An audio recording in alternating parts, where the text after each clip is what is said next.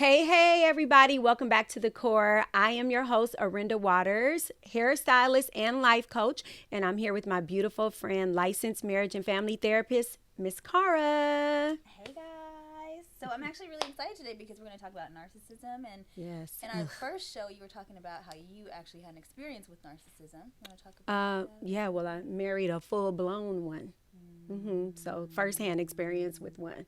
And it is not a pretty situation. And that's how I was introduced to our guest, who is amazing, Telsha Edinburgh. She's on YouTube, you guys.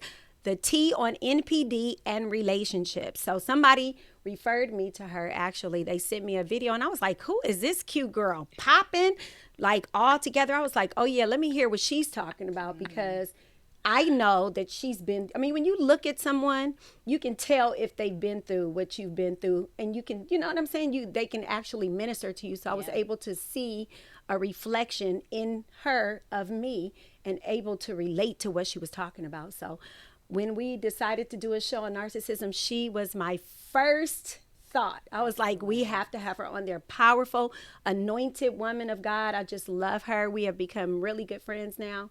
And so I'm super excited to introduce Miss Telsha Edinburgh. Yay. Hi, guys. Hello, everyone. Yes. Hello. I'm so excited to be here with you, lovely ladies. you. Thank you so much for inviting me out. Yeah, Absolutely. this is great. Thank you for coming, Telsha. So can you explain to our viewers what narcissism is, or your definitions? I know that there's, the topic gets more full the more you know it. Like, you don't have to give us a psychotherapist definition, but just in your own experience, like, what is your definition of this condition? Absolutely. So, when we look at it from a psychology position, they do have their own world of terms and things that they use. But when you basically boil it down to just plain simple language that lay people can understand, it's basically a disorder that causes a person to basically reenact toxic cycles and patterns. And they do this with different prey. And the reason I say prey, it's because they have a predatory behavior. And so narcissists, what they are very traumatized individuals. And this is what causes the narcissism, is because they are traumatized.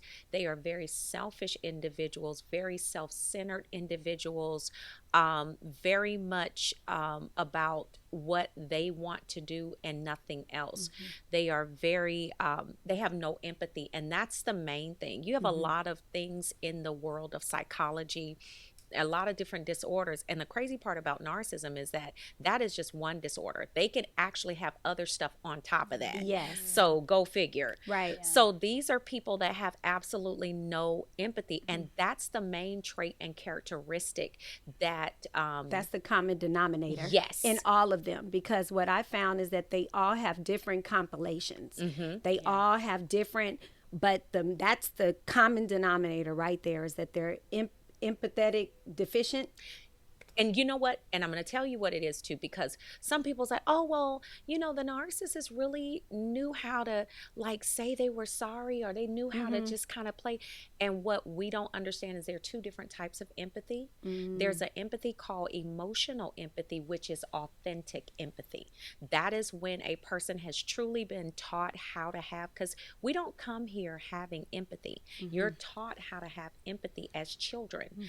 And so when you learn that those that are, okay, well, that's not okay to do to someone, and you should really feel bad about that. So when you teach children how to have empathy, then they grow up understanding that that's what it is, and it connects in their emotion as they get older, and they do become really sad and sorry if they do something that someone would not like. Well, because the narcissist is not connected to their true self, they can only have what we call cognitive empathy, which is cold empathy. And so they know how to Go through the motion. Yes. right. Yeah. They know how to look, and they're just like, oh, that's so bad. I'm so sorry. That's sad for you. Yeah. But it's cold because they're not connected to their true selves. Yeah. It's an empathy that is connected to an ego. Mm-hmm. And the ego is what you hear talking, not Absolutely. the true person. So that's why we call it cold empathy. But Yeah. that's the number one thing. Yeah, I found that they're like robotic. Right. And so that reminds me of that. They're like very transactional, very robotic. Like they know how to take from someone and make it their own idea. So even with dating one, it's like, okay, I know on Valentine's Day I have to get roses and I have to get this. It doesn't mean that it cares about you. He just knows these are the things that he saw on movies or saw men doing growing up, or women, whatever it is. It seems very robotic to me. And in the spirit, you can identify it, but if you have your own void or something that's missing, you fall for it. Right. You fall for it. I know, That's very true. you know, in my example is that I thought that I was telling Cara that I thought that I was really waiting on my husband and, you know, single and celibate, and fell for the love bomb.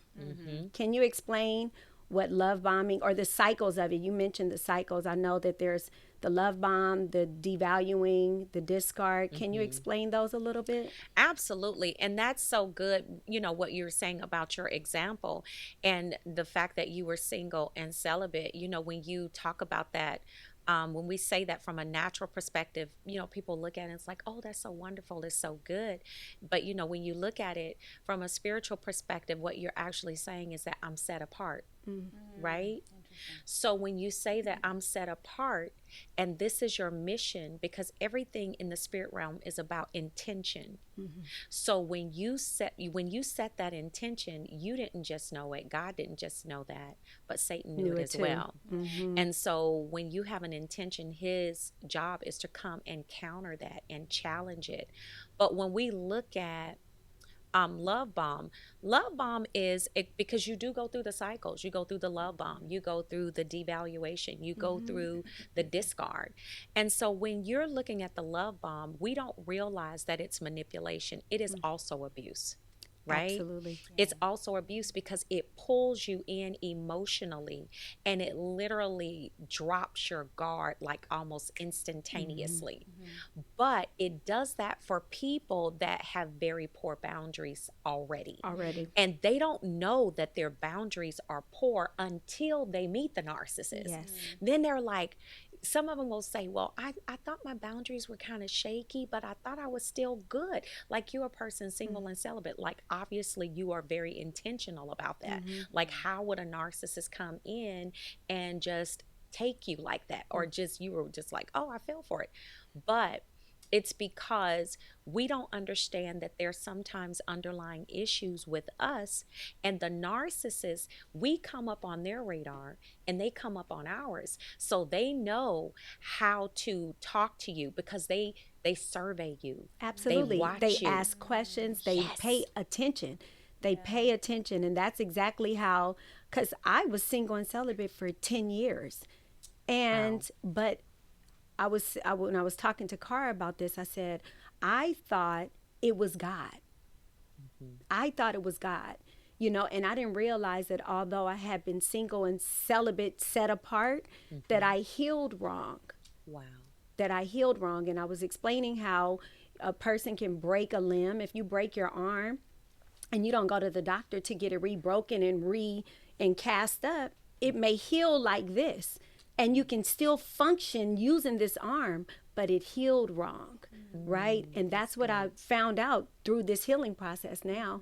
Now I'm getting to the actual core. I'm going as deep as being in my mother's womb to heal that. I never want to attract that energy again. And looking back, it was not, even though my ex-husband was one, everybody I talked to was one.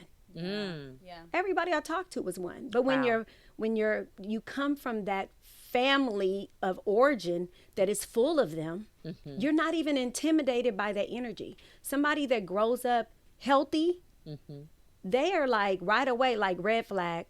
But someone who is used to saving the world or having a Messiah complex or fixing broken people. When someone comes along broken, you're like, oh, let me just puzzle pieces. Let me just help him. And that's the problem. That though. was the problem. That is the problem because like that's how you fell for the love bomb. And then when you fall for the love bomb, when you go into the devaluation, the reason we stay or we stay through the devaluation is we're trying to take them back to the love bomb when that person never existed. They were not real. Oh, And then once you get into the discard stage, you're still trying to get back to the love bomb. But that cycle repeats and repeats. And people don't understand this about narcissists. They take you through the love bomb, they take you through the devaluation and the discard. We go willingly. Why? Because we really believe in who they are. What we do is we allow them to live our fantasy of them while we have to live their reality. Ooh, you understand? yeah. So we have to live their reality, but because they painted the fantasy for us, that's what we're spinning on in our heads. Yeah. But we have to truly live their reality because the reality of who they are is the cycle. Absolutely. Well, I actually just want to interject because I think that we're painting a picture like it's obvious always that that people are narcissists, and that's not actually the case. Absolutely right? not. What would you guys say about those narcissists that are not so obviously evil, I guess? Like, how do you guys distinguish in your mind? What do you think? The covert? Yeah, the covert. The covert is, you know what? The covert is that's probably the most dangerous one. Yeah. The covert is so sinister. Yes. It's so under the Undercover. radar. Yes. It's so under the Yes. radar. It really is. Yeah. And that's it, under the radar. And what they do with the covert operates undercover because that's just truly who they are. They're like this person that has built this altruism personality. Like they want to fix things and they want to help everyone. But what they're doing is they're actually feeding that ego that they have, which is so demonic. But people don't understand that. So we attribute the help and the kindness to them actually wanting to do that for someone when it's not that at all. It's very selfishly driven. They want the fuel and the power that comes with saying, oh my gosh, you're so awesome. You're just so amazing. I just love you so much. And what that does is it makes them feel so very powerful because the essence of who they are is very weak. They're very weak individuals. They're very insecure. They're very, they just don't offer anything. They don't bring anything to the table because the true essence of who they are hasn't been matured.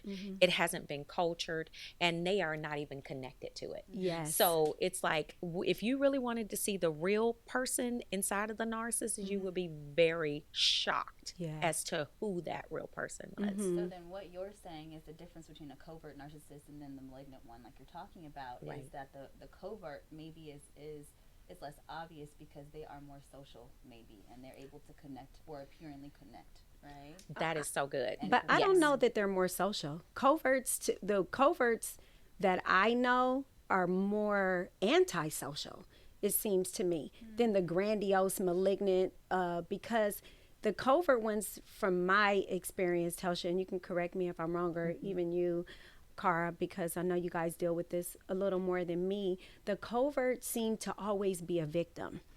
To me, that's very true. They seem like they're always down on their luck. Somebody has always done something to them. Somebody is keeping them down, and they try to get people to relate to them in their weakness.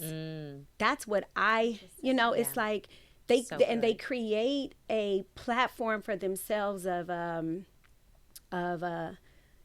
like where they're like neglected, and you have to come in and don't be like everybody else that has done me like this.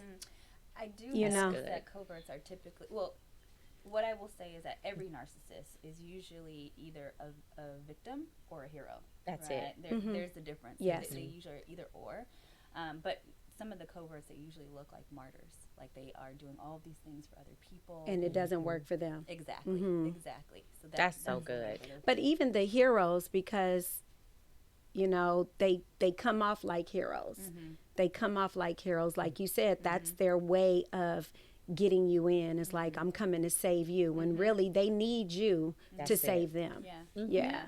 Especially because when we're talking about like your ex-husband, for example, he was a public servant. He was somebody that gave, right? Like he looked like he wanted to help other people, and so we kind of get wrapped up in this idea that they're good people because they want to be helpful, when in actuality, like you said, they're just doing it from their ego. Yeah, That it was is never absolutely about correct. the people that he was helping.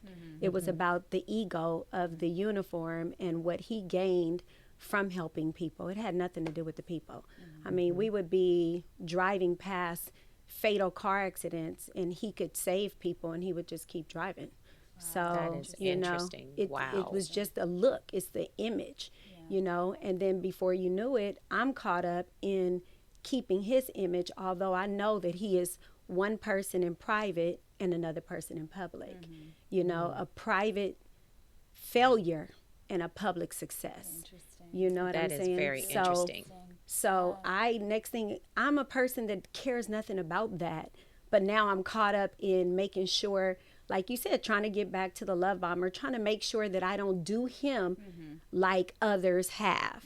You know, They make you parent them. exactly. I felt That like I they was in a make you- relationship with a toddler. Yeah, they make you parent them. You have to, because their emotional intelligence is that of probably a 5-year-old. Yeah. So they look for people that are going to parent them. They look for people pleasers. Yeah. And I remember teaching something on pride on my channel, and I really shocked a lot of people. And I'm going to say this, and I may shock a lot of people when I say this, but just walk with me, take this walk with me. So when you are dealing with a person that is looking for someone like that, and you are a people pleaser, people don't understand that people pleasers are very proud people. And it's the pride of wanting everyone to love you because you're so great. Interesting.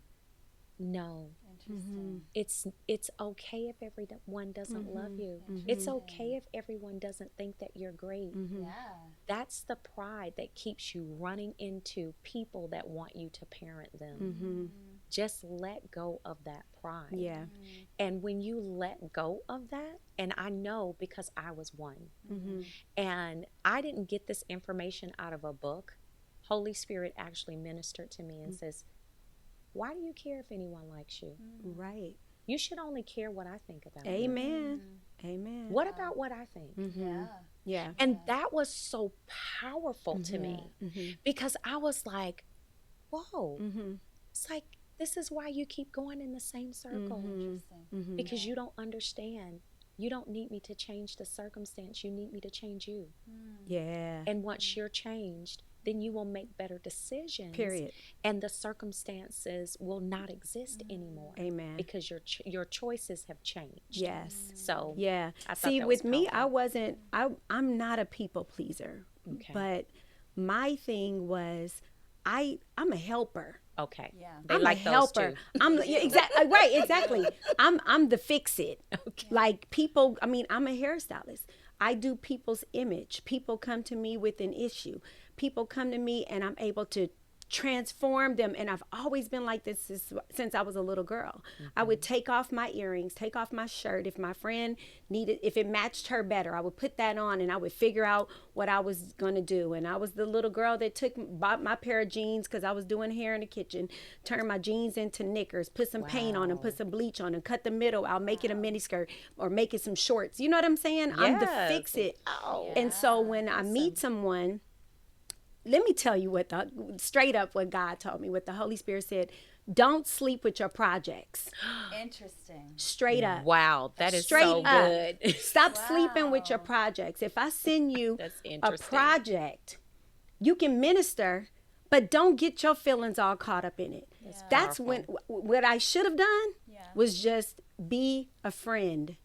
Just be a friend. No matter if somebody is projecting themselves on you or wanting to be with you so bad, like, you're likable. Yeah. You're likable. Of course he's going to like you. Sure. But you have to know what your purpose is in this. If I send somebody to you and they're broken, then why would I tell you to submit yourself under something that's broken? That's so Why would the powerful. Lord, our Wow. Father, So good. our Father, want me to have to get on my knees and get under a broken person? Right. Why would I do that? So I'm not mad at God. I'm not even mad at him. But God decided at this moment that I needed to go back and really clean some stuff up. Go back to the root. That's And it. uproot whatever that is that makes you feel like you have. I don't know if it's daddy issues, whatever your issues are, deal with it. But I heard it clear as day when God said, I'm done here. I'm done here. In that house, I'm done here. Wow. What are you going to do? I created you for a purpose. It is not to be abused. That is so What are you going to powerful. do here? You know, I would never put you in a position where you're being abused. You are my daughter. You're a queen. I love you. Why would I do that? That's Oh, not that's me. good. That You're is so good. staying based on your family of origin telling you that your validation comes from being in a relationship. Right. So yeah, you're trying to get back to that first high that was false. It was fraudulent. Anybody can do anything for 2 months. He proposed to me in 2 months. Wow. Wow. Anybody can do anything for that period of time. You know what I'm saying? That's quick. So and that's how I they don't. move. Yeah, I don't. Right. Because you might find out the truth. Right. It's hot. It's hot for that wolf in that sheepskin. The sheep's clothing gets hot. Yeah. I mean, eventually you got to undo They the wanna zipper come a out little of that bit. thing. You got to undo the zipper a little bit, and you like, wait a minute. Do I see some brown up under there? They need you to be trapped. You know what I'm saying? Yeah. They Your like, teeth hurry look up. different. Exactly. Your teeth. Yeah. No, really, right. Like I saw something different last night. What was that? What was that? And people, if they're transparent, I tell people all the time, they're like, oh, he changed since he, promoted or whatever. He changed. I said, no, baby, he did not. that way. I saw it from the beginning. Yeah. Yeah. But listening to people tell you that this is what you're supposed to have, and that, that's just how relationships are, that's just how men are, and we're supposed to care about the occupation and the success and the status. So then you get trapped up in with this whole bird. Exactly, because that's That's exactly what they are, some straight up birds, okay? I say that with no apologies, okay? Because everything that when you reference something demonic in the Bible, it's always talking about, it will reference like birds in, in certain instances. And I was just like, that's exactly, but that was so powerful what you said. And I remember saying something too, and I think we talked about it. And I said to the people, because it was so, I was having a moment, and I was thinking about a message that I was getting ready to I'm like, I just need to talk. I need to say something to these people that they just will listen to this phrase and they just understand and just like, wow. But I said, like you said, if God has walked away, why are you still there? That's powerful. Because they are a reprobate. Yeah. Their conscience is seared with a hot Yes. iron. Ooh. So why are you still there? Because God is like, okay, I've walked away from that situation. What are you going to do that God couldn't? You know what? What? Wow. Girl, That's What? deep. stop watering dead plants, boo. That! Why you watering the dead plant? Yes! I'm done here. That! Yes. Right there. But I think that's because we will all come into contact with a narcissist at some point in our lives. We'll actually almost all date one too. And so I want to be super clear. And I tell my clients this all the time. We are not the reason why we date narcissists or why narcissists are attracted to us. The reason why they come to us is because we are compassionate, healthy, normal people.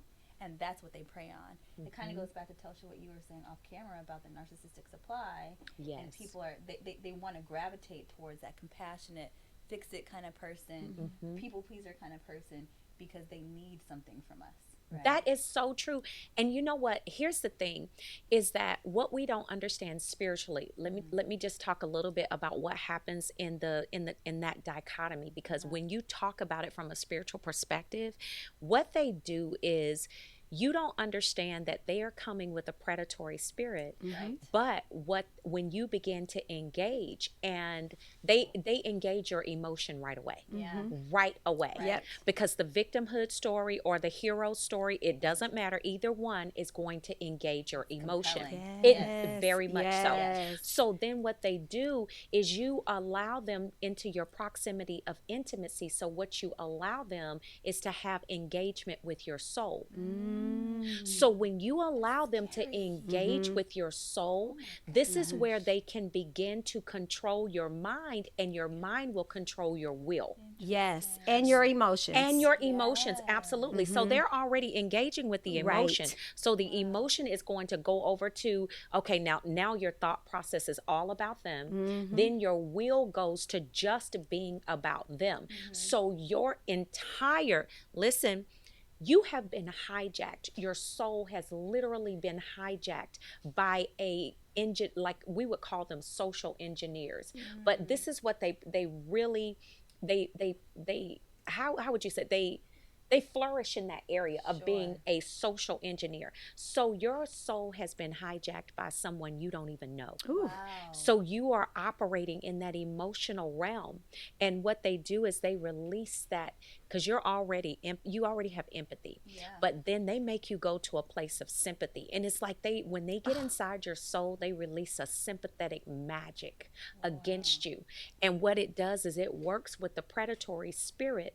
And what happens is, and people don't understand this from a spiritual perspective, anytime a demonic entity is going to oppress an individual or possess an individual, they have to release what they call mind blocking and mind blinding spirits. So you don't see that there's a problem.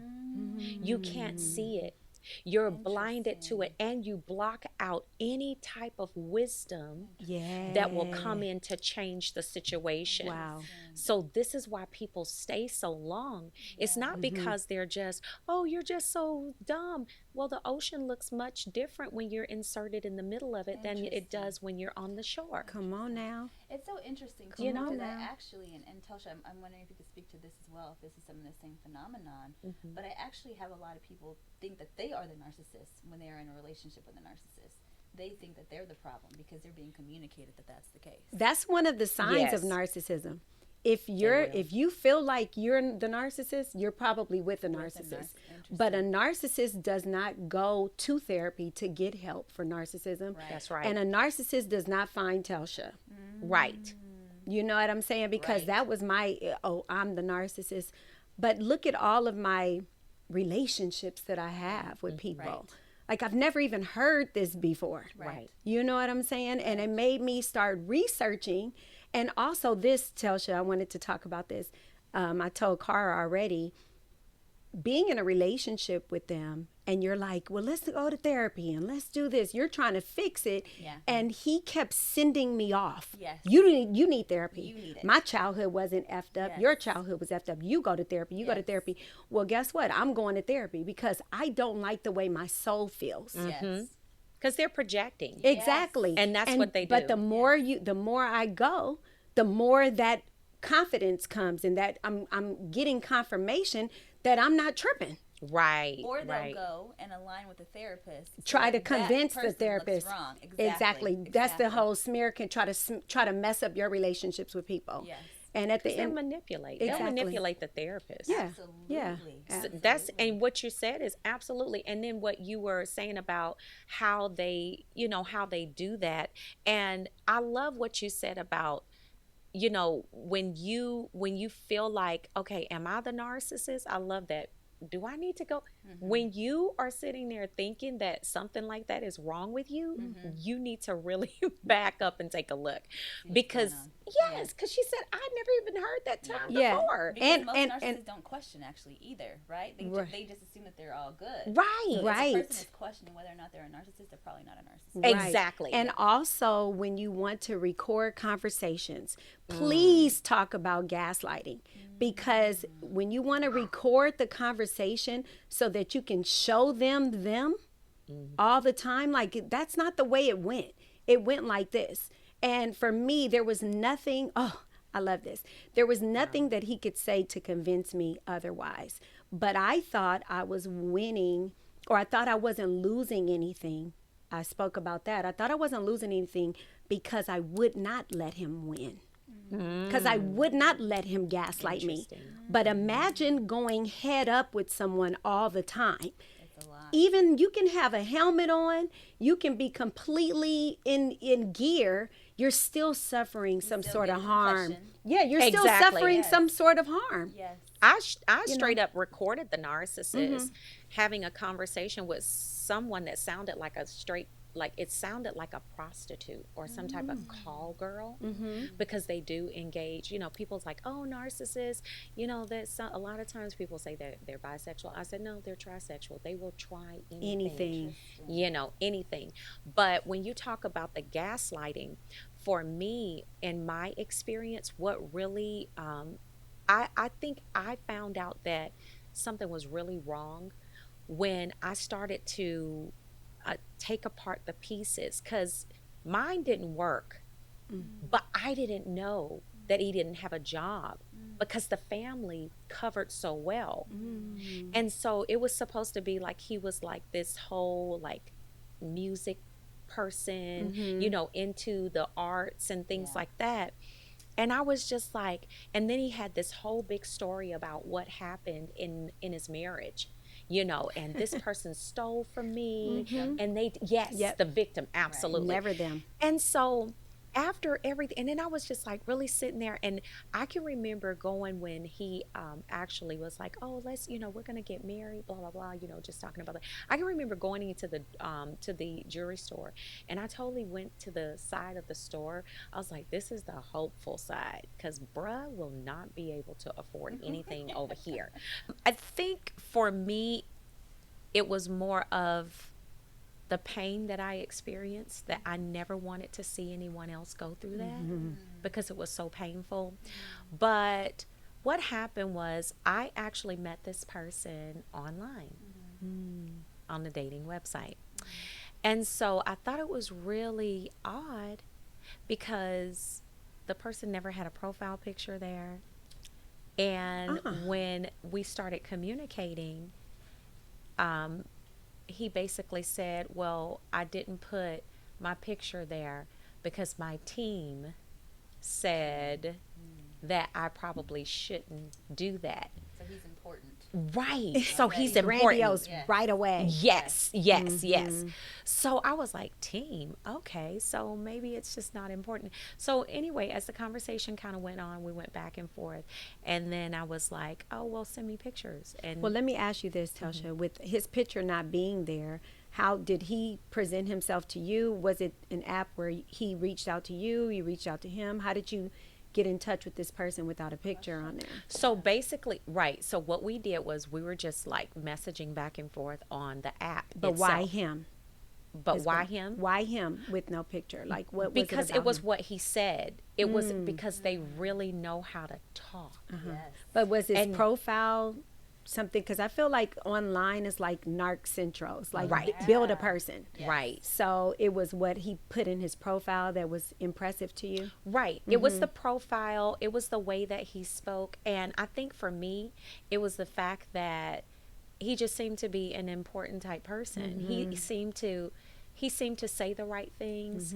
And then I thought too, that's interesting. No picture. So if you're going no picture, it may be because you want someone that authentically wants you for who you are.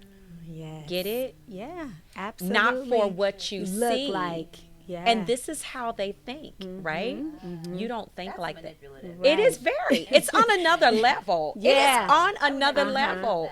That, Yes, but this is how they pull people in, because what you said was it was good, because you're like, but why him? So as we went back and forth, by the time we got to the place where we actually exchanged phone numbers, I was already like at least 40% emotionally invested Yeah. because of the conversation. Giddy. It was good. Yes. It's good conversation. And he's important. Right. Right? Right. So you must be important. Right. He Right. wants to talk to you. Right? Exactly. Yes. So, Yes. are you serious? Uh-huh. Like, yes, let's Yes, talk. yeah. So by the time we got to the place of exchanging numbers and then going out, and then I was like, oh, well, let me see a picture. Cause I had a picture of myself on the profile, but he didn't. And so I was like, oh yeah, well, I like to see your picture. So we kind of went from there. And then like, I think 2 weeks, maybe a week or so, 2 weeks later, he's like, oh, well, I'd like to take you out. And so it kind of went from there. But the thing that I thought was so strange is that I lived like literally like 50 miles away. And he offered to come to my house, pick me up, That is so and sweet. take me 50 miles back in his direction to go to dinner. Who does that? Right. Wow. Like, at that point you're slayed, right? Yeah. You're just like, oh, Yes. this is it. Yes. Yes. Okay, but he was late. Mm. And so, traffic was this or whatever. And it wasn't like a huge deal, but people need to pay attention to that. Sure. Because when you look at that, it's like you're not respecting my time. Sure. Unless you have had some type of emergency, you should have planned better. Yeah. And that's where we come with the institution of the boundaries, but I just kind of let that go. And I should have known when he walked to the front door and he looked around at the rental home that I was renting. I had 3 cars. I had a beautiful rental that I was in. He like, hit the jackpot, oh, baby. yes. He hit the jackpot. hit the straight Yes. jackpot with the Uh-huh. gold coins coming out, the little Yeah. leprechaun Gling, and gling, everything, gling, okay? gling, gling. Yep. Like he was like yeah, he hit skating, the jackpot. okay? Exactly. Yeah. So he came in the door and I hugged him and then he was like, oh, that was such a great hug. Can I have another? And I was like, okay. Yeah. And he's like, wow, you look amazing. And then he looks around in the house. He's like, this is your home? And I was like, yeah. He's like, by yourself? Yeah. Wow. He was like, I need to go sit down and have a moment. Wow. It was Girl. amazing. And I was just like, this guy hasn't seen it. Like, what? And then, like, I didn't want to open the garage because I had like a S-Class Mercedes in the garage. I had a little commuter car and I had an SUV too. And so I was just like, and he's like, where's your kitchen? And I showed him kind of like around the little area downstairs. So it's just kind of like just getting to know him. But I can remember the one time that I drove out to see him. We went out on a second date, and I believe that was the time that I drove my Mercedes out. And or there was one, whichever time, I think it was the second date, and he was like, this is your car, because I had just divorced, literally probably about maybe probably a little over a year. And I had just divorced. He was like, this is your car? And I was like, yeah, like, what's the big deal? But it was a huge deal to him because when we drove to his parents' house, it was not a house. He was in an apartment. They were. Interesting. And it was like so it was like 3 families in there. Ah, Because narcissists like to latch. Yes. Like to find- parasitical. Yes. And I was just like, wow. I could not believe it. But I was just like, he's such a good guy. He just had a Down rough on his time. luck. The divorce just messed him up. Blah blah blah. He's really good. Yes. Boy, was I in for it. Yeah. And so the crazy part is that the family rallied around. Yeah, because you were saving all of them. Yes. Because you would save them all. Oh my gosh. Absolutely. Because So can you they're- imagine you have this huge baby that is an adult Yeah. that is That they're liter- tired of him hanging on their boob. They're like, Except he's please, probably please go hang communicating. on her boob. that Except part. he's probably communicating to you that he's saving the parents. Oh, Right. absolutely. Yeah. He Right. lives Yeah. they live with him. Yes. I hear that so much. yeah. Or that he stays there to help them. Yeah, that's what And that's to, what we're saying. right, and Uh-huh. to do, and I My help parents them, are, and down, they're sick, they're Yeah. this, that. I mean, whatever it is. It's never the fact that he don't have himself together. Exactly. right, That's and, what and it's that was not. totally not Yeah. the case. It was totally not the case. And what I found out was that in the end, the whole artistry thing was a complete joke. Wow. Like, yes, were there projects released? Yes. But was there a book released? Yes. But was it to the degree of this person was able to be self-sustaining? Absolutely not. And what I said at that moment, and I think I made a Facebook post after I realized that I was in something that was clearly a lie. It probably was maybe like a year in. Maybe a year I started to really say something's wrong here. It might have been 9 months. How long did you guys stay together ultimately? 20 months. It was 20 altogether. Like dog years. Yes, right. It was rough. Yeah. It really was rough. And when I started to look at it, and I was just like, just not being able to pay the tab. Not being able to pay the tab, not being able to pick up and do things for himself. Like, why don't you have your own place? He didn't have his own place. At that time, the car had took a dump. Like, the car was gone. I immediately came in offering one of my vehicles. Oh, Sure. totally. I was like the jackpot.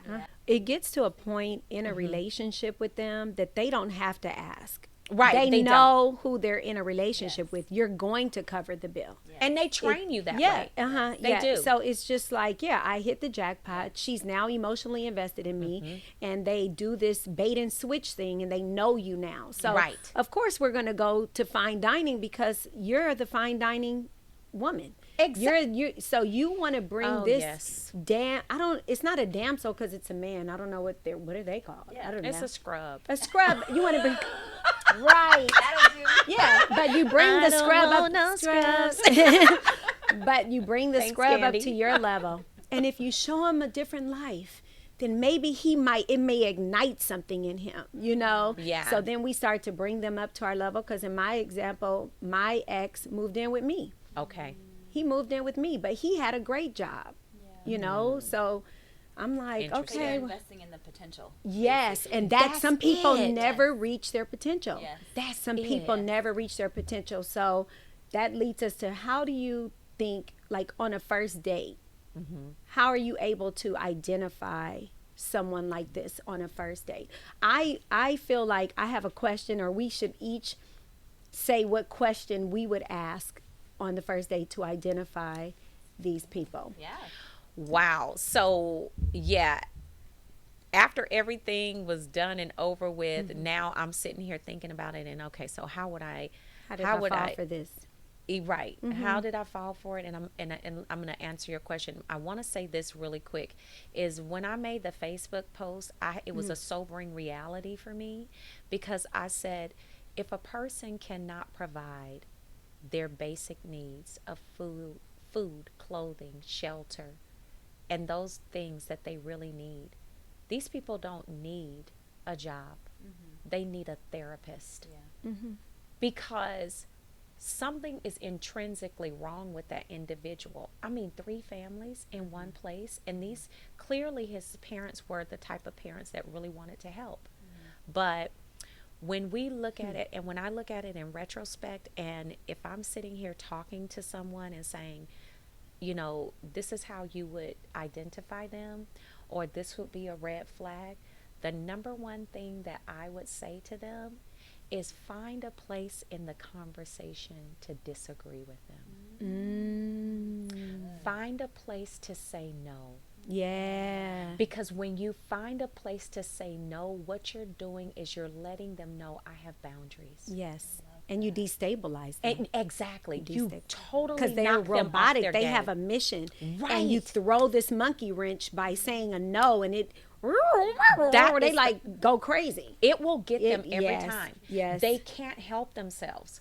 And even though they may try to dance around it, even though they may try to say, oh, well, why? What they will do is it'll catch them off guard, and they'll say, oh, they'll try to play it off. Well, why would you do? They'll try to manipulate you into the yes. And that's when you know that something is wrong. Why isn't my no okay? Yes, that's a great one. My no should be okay. Yeah. No is a complete sentence. Yes. And it's the same in every language. It is the same in every language. Yeah. Every single language, it's the same. So when we're talking about identifying that, that is the number one thing that I know is a surefire way to detect what you're dealing with. Wow. Even if it's not a narcissist, but it's just a toxic individual, Yeah. a manipulator. Yes. Because narcissists love turning no's into yeses. I love that. So That's are so good. toxic, all toxic people aren't narcissists. No.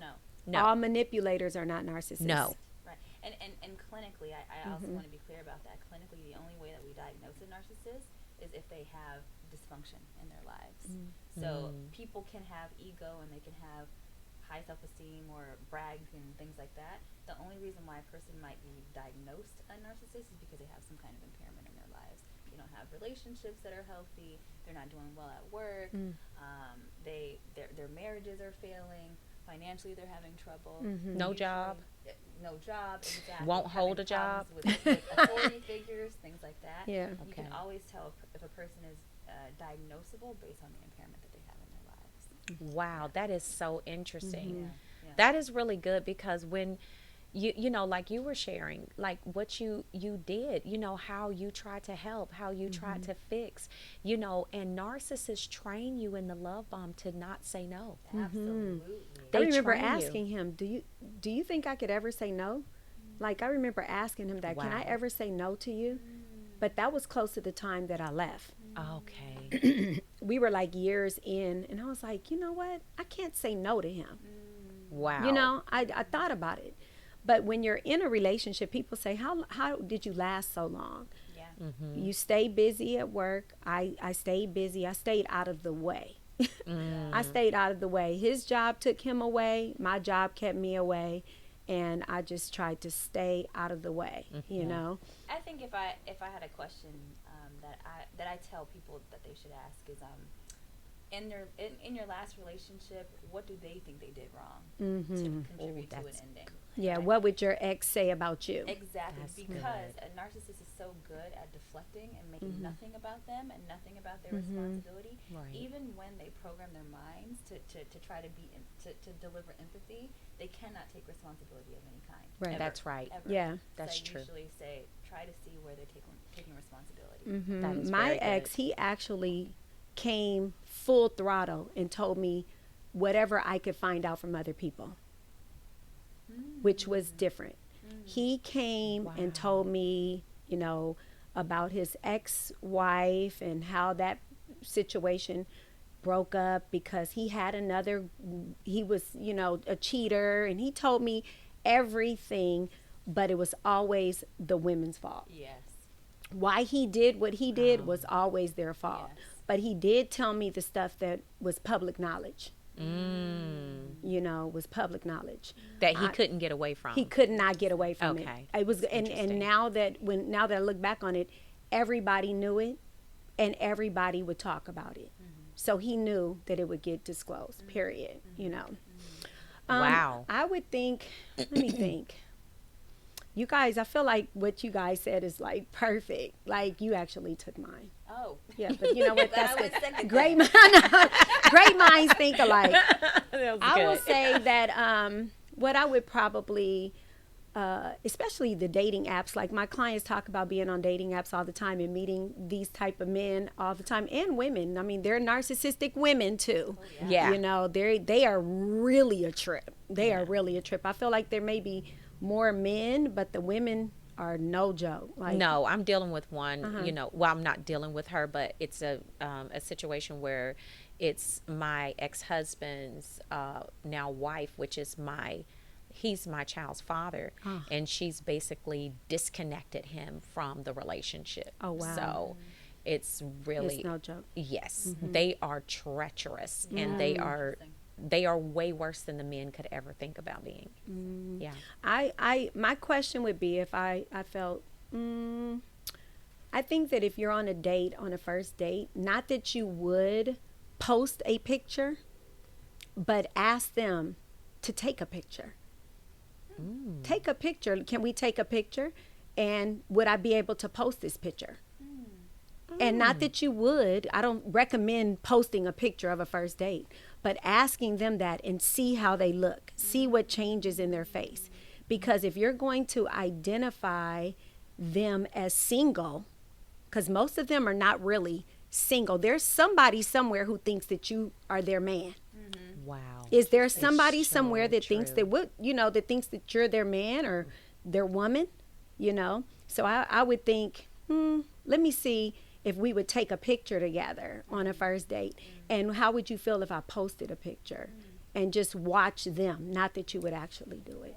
That is interesting. That is very interesting, because they would probably, Completely dissolve. unless it was an overt. Yes. A overt is very different. They like to be seen. Yes, Yes. they do. But not really. Right. Not Right. really, but they do. They'd be like, oh, yes. And then But they I go don't to their know, people because and if they lie. have other people, right? They would Because they lie. know they would lie their way out of it. Oh, they would say you were a family member. Ah, Or a fan. funny. Oh, right. Or a fan. fan. Yeah, Uh-huh. exactly, because I Yeah. had the artist thing. Right. Right. Yeah. Yes, absolutely. That's good. That is so good. So, Telsha, how if you're in a situation like this, or a relationship like this, or working with someone like this, or have a friend like this, what would you say to people that need to get out of these relationships, or just dealing with their friends or coworkers? Maybe they don't. A coworker, you probably can't get out of relationship with it. Would you suggest like Gray Rock for something like that, or how would you get out of being? Let's keep it on relationships. How would you get out of a relationship like this? That can be a little tricky and sometimes dangerous, just depending on what type of narcissist you're dealing with. Some narcissists can be very physical, especially, and they may not have shown signs of physical aggression before you said that you were going to leave, but then when you say that, it triggers something in their minds that they're losing control.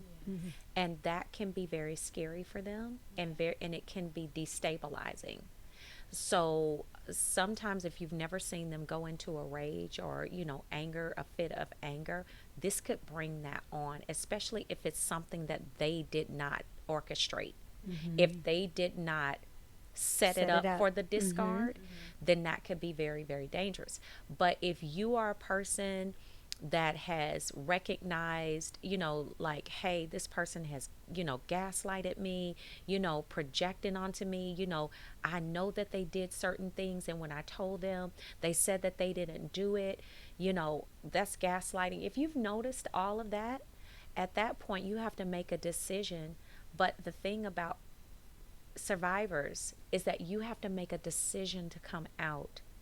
But you have to come out mentally first and emotionally before the physical is the last part. The reason that people try to come out and don't sustain that freedom is because they never disconnected emotionally. And your emotion is the seat of the rumination, because it's in the soul. And what we have to remember is that when we're trying to come out of something, you have to, everything that you know and believe about a situation, it has to be in your heart to come out. Because your mind holds the memory of what was. But your heart is what we act on, right? So what was has to transfer into the heart. And you have to act it out from the heart and say, no, this is not just something that I remember. This is something that you did to me. And I know this happened. And when a person can come to that place and say, no, you got to think about, you got to make a plan. You got to get a strategy together. And you can't tell the narcissist anything that you're doing because they will totally wreck your plan. They will manipulate the mess out of you, tell you, oh, what you're thinking is just crazy. And especially if the person already came from a traumatized background. Right. And they've already been told that they were horrible or just not validated. They may think that they really need the narcissist. But it's the narcissist that actually needs them. They are the ones with the power. And when they're connected to the narcissist, that's how the narcissist gets power. It's because they don't understand that they hold the power. So the narcissist, since you don't understand that you hold it, I'm going to take it from you. Right. And they siphon it through your life force and your energy that you give to them. they take your power away from you. And so this is why you see people start to look dull and dry, because the life force, right, is being siphoned out. So that person has to realize that they are the ones with the power, and that it's up to them to leave, because the narcissist is never going to leave them. Right. No. So you can talk to this type of person. You can talk to them, and you can counsel survivors. Hey, you need to leave. Don't give a location as to where you're going. Don't give a plan. You know, gray rock if it's on your job. Gray rock the supervisor or the coworker or whatever. Don't give emotion. You have to starve situations like that. But What is gray rock? basically pulling the emotion out, like not having any emotion, like, oh, it's just whatever. It's almost As like little apathy. communication as possible. Right. And we even have to do that in relationships too, especially when you're dealing with co-parenting situations. Yes. You have to starve them of that energy. So just on relationships, it's make a plan. Understand what is really happening. Take accountability. That's the huge thing. Is some victims or survivors don't understand that they need to take accountability for what they allowed. Take that accountability. And once you take that accountability, it's easier for you to exit, because that accountability says that I'm grown enough and I'm bad enough to take accountability for what I allowed, but no more. That's it. That was it. That's it. That's it. Yeah.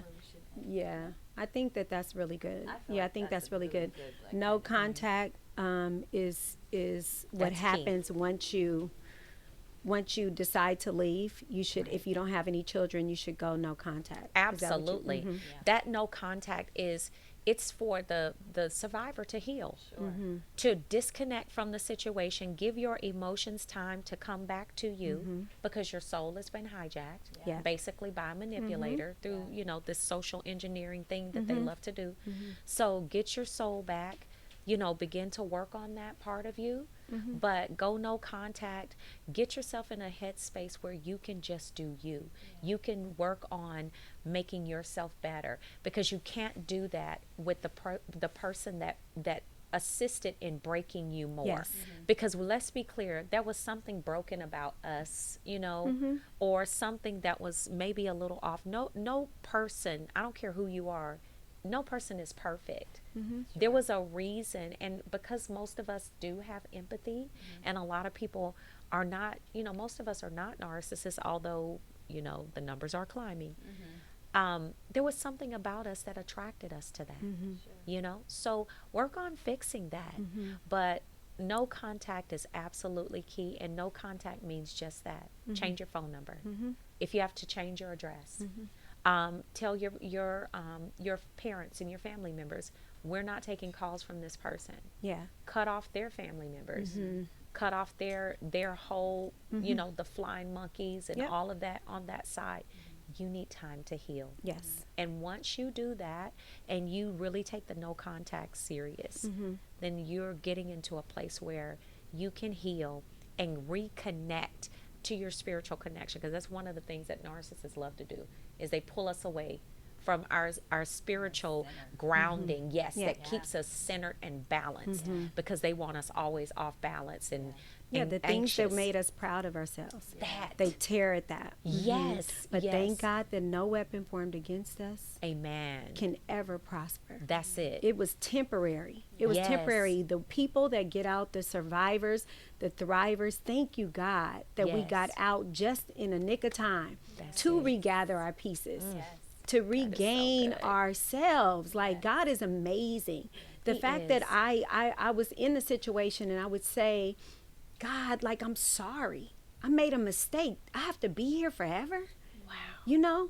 And God was like, no, daughter. No, daughter, you don't. You don't. And I just waited. I waited and prayed. I went inward. Like you Yes. said, Tasha, you go inward and you find where you went wrong, where the breach happened. Right. And you don't blame him. Not blame yourself, but look at what you can repair to never be in the situation again. And That so is I'm so just good. so grateful to God, grateful to him for you. Thank you that everything you would have never even known that getting good. through that situation would bring you your platform. You know, never God is knew that. amazing.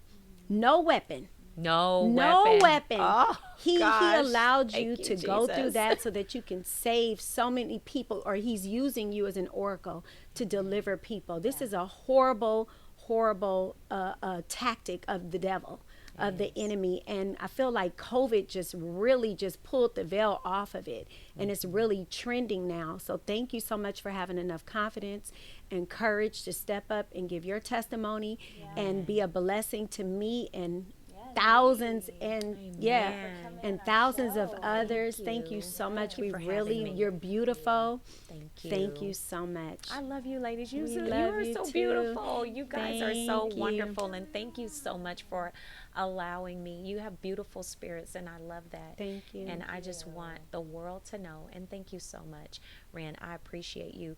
I want the world to know that this is not the end. Yes. It's only the beginning. It was the Absolutely. beginning for me. Yes. And so I'm just so thankful. So I give God all the glory. Yes, and we hope you'll come back too. will. We You definitely guys are going to invite want me you to back. come I'll back. come back. Absolutely. Well, thank you guys. We are concluding episode 3, speaking to the beautiful Telsha Edinburgh, the T on NPD and relationships. You guys, please go there on YouTube. Oh my God, it is amazing. Your healing is your portion. God is no respecter of people. What he did for us, he will do for you. Please go there, you guys. There's so many channels, but I just love her energy. And you guys will be truly, truly blessed. Thank you for subscribing to us. Thank you for hitting that like button. Thank you for sharing. We love you guys. We'll see you next time. See ya. See you next time.